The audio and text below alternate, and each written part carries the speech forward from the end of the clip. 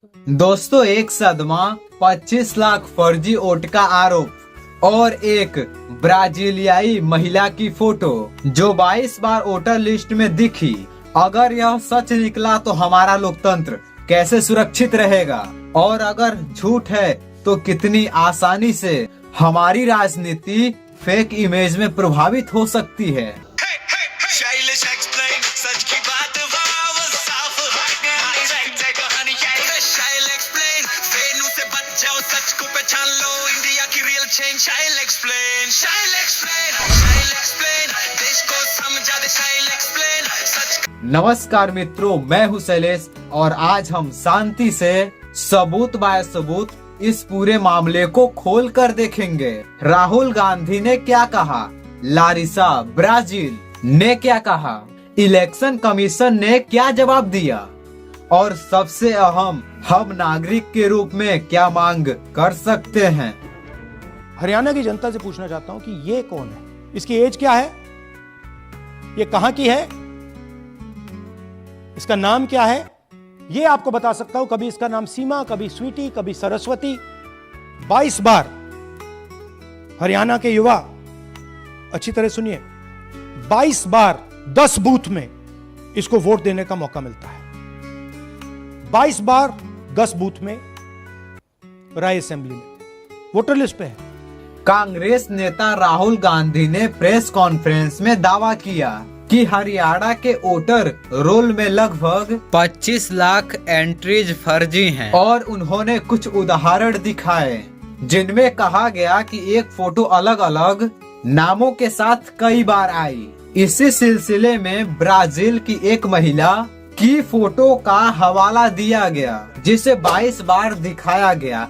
कहा जा रहा है इस दावे ने राजनीति माहौल गर्म कर दिया और कांग्रेस ने इसे गंभीर आरोप बताया। अब वह महिला कौन है और उन्होंने क्या कहा? कई रिपोर्ट्स ने बताया कि जो फोटो वायरल हुआ उसे ब्राजील की hair dresser salon owner Larissa Neri की पुरानी तस्वीर दिखाई। Gente, eu tô vindo aqui explicar, tô até forçando muito minha voz porque eu tô com faringite.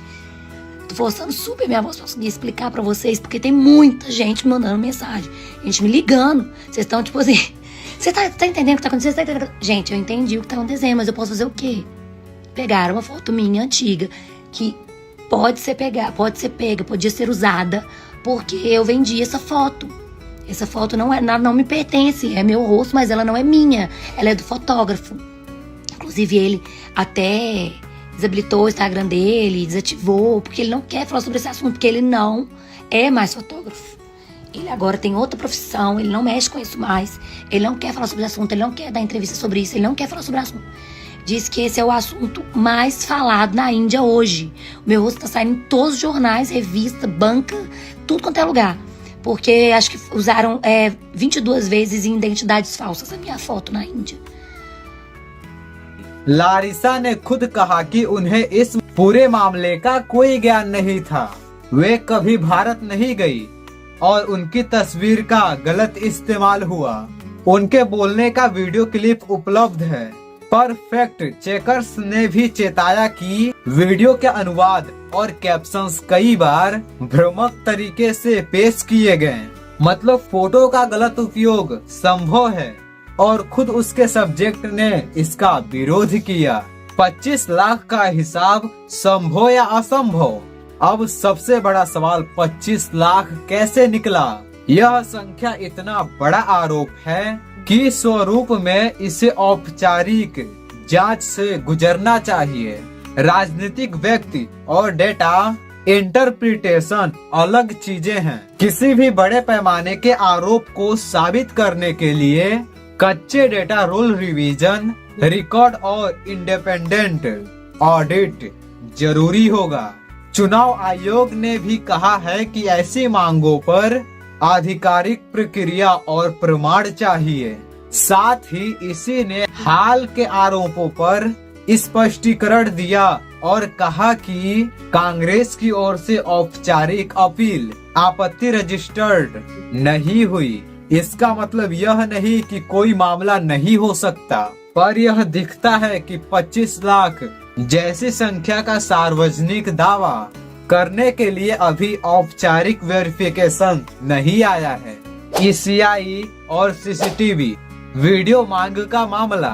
Rahul Gandhi और अन्य नेताओं के कई बार चुनावी वीडियो CCTV रिकॉर्डिंग सार्वजनिक करने की मांग की। क्या अपनी माताओं, बहुओं, बेटियों सहित किसी भी मतदाता की CCTV वीडियो चुनाव आयोग को साझा करनी चाहिए क्या?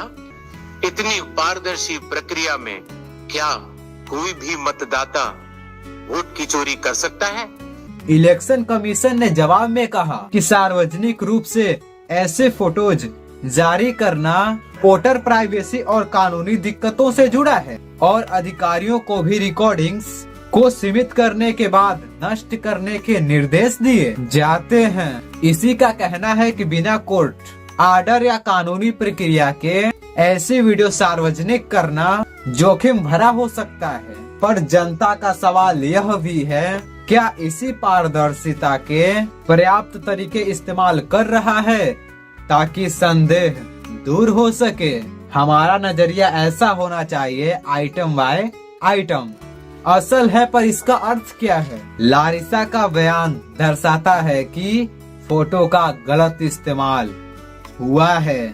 25 लाख जैसे जनसंख्यात्मक आरोपों को साबित करने के लिए रोल रिवीजन के स्कैन, डुप्लीकेट रिपोर्ट्स और स्थानीय स्तर पर रिकॉर्ड शेयरिंग की आवश्यकता है। आयोग ने कह दिया है कि बिना औपचारिक आपत्ति के या कड़ाई से जांच के सार्वजनिक आरोपों का औपचारिक समर्थन नहीं मिला और वो गोपनीयता की पाबंदी के कारण फुटेज सार्वजनिक करने में हिचक रहे हैं। पर वही विपक्ष का कहना है कि यही गोपनीयता सरकार के पक्ष में छिपाने का जरिया बन रही है। इसलिए पारदर्शिता का मसला बड़ा बनता जा रहा है। यहाँ वो सख्त का वाजिब सवाल है जो हर नागरिक पूछ सकता है। पहला, 25 लाख का हिसाब सार्वजनिक डाटा पर कैसे आया? क्या वो डाटा हम जनता को दिखा सकते हैं? दूसरा, जिन जिन नामों, फोटो को उदाहरण के तौर पर दिया गया उसका स्रोत क्या है और क्या स्थानीय रिटर्निंग अधिकारियों ने उस पर स्पष्टीकरण दिया? इसी क्यों पूरी पारदर्शिता नहीं दिखा रहा? क्या कोई कानूनी मार्ग है जिससे विश्वास बहाल हो सके, जैसे कोर्ट मॉनिटरिंग या इंडिपेंडेंट ऑडिट? अगर रिकॉर्डिंग डाटा रखे जा रहे हैं तो उसका सुरक्षित स्टोरेज और देश भर में ऑडिट कैसा होगा ताकि किसी भी धोखाधड़ी का पता चल सके?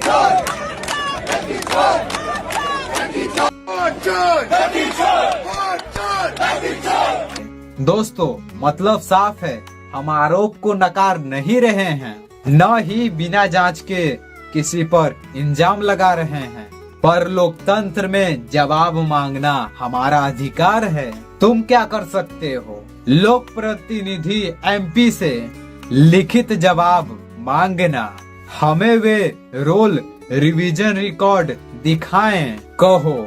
अगर तुम चाहो तो मैं अगला वीडियो बनाऊंगा जहां हम एक एक उदाहरण, जैसे लारिसा वाला केस, विस्तृत डेटा स्लाइस के साथ दिखाएंगे और इलेक्शन कमीशन से कानूनी तौर पर पारदर्शिता मांगने के तरीके बताएंगे। दोस्तों, लोकतंत्र में सवाल पूछना हमारी ताकत है, पर सवालों को तथ्यों से जोड़ना, पूछना हमारी जिम्मेदारी है। नीचे कमेंट में बताओ तुम क्या सोचते हो। क्या ये सिर्फ फेक इमेज और खबर रोल मैनेजमेंट है या कुछ बड़ा पैटर्न है जिसे जांचने की जरूरत है? अगर यह वीडियो अच्छा लगा और तुम भी चाहते हो कि सच सामने आए तो इस वीडियो को शेयर करना मत भूलना। आगे तुम्हारी मर्जी भाई।